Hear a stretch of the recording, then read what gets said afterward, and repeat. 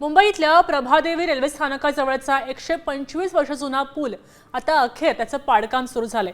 मुंबईच्या महानगरपालिकेच्या वतीनं मोठा पोलीस बंदोबस्त या ठिकाणी तैनात केलाय आणि त्यानंतर हे पाडकाम सुरू झालंय। त्यामुळे हा पूल आता वाहतुकीसाठी बंद असणार आहे। गणेशोत्सवाची धामधूम संपल्यानंतरच अखेर प्रभादेवी पुलाचं पाडकाम हाती घेतलं गेलंय।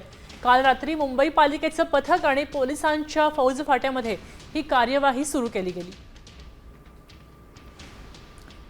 याचा आढावा घेतलाय प्रतिनिधी गिरीश कांबळे यांनी। पाहूयात।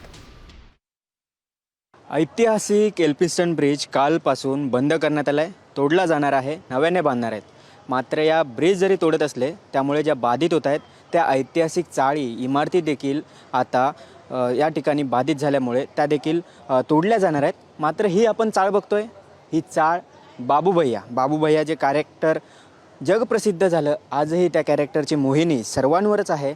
त्या फिर हेराफेरी या चित्रपटासाठी जी चाळ वापरण्यात आली, ज्या ठिकाणी हे चित्रपट शूट झाला ती ही चाळ आजही जर हे पाहिलं तर हे आपण हे बघतोय की बाबूभैया इकडून जे काही चित्रपट ज्या काही डायलॉग्स असतील, जो अजरामर झालेला चित्रपट आजही लोकांच्या मनावर अधिराज्य गाजवतोय। गेली कित्येक वर्षांपासून 2006 साली चित्रपट रिलीज झाला। मात्र आता या आठवणी राहिल्यात। मात्र आता या ब्रिज पाडला जाणार आहे, त्यामुळे इमारत देखील बाधित होते। त्यामुळे आता या ठिकाणी ही चाळ आहे ती चाळ देखील आता तोडली जाणार आहे, नव्याने बांधली जाणार आहे। Video journalist Praveen sir, Girish Kamble, Saam TV, Mumbai.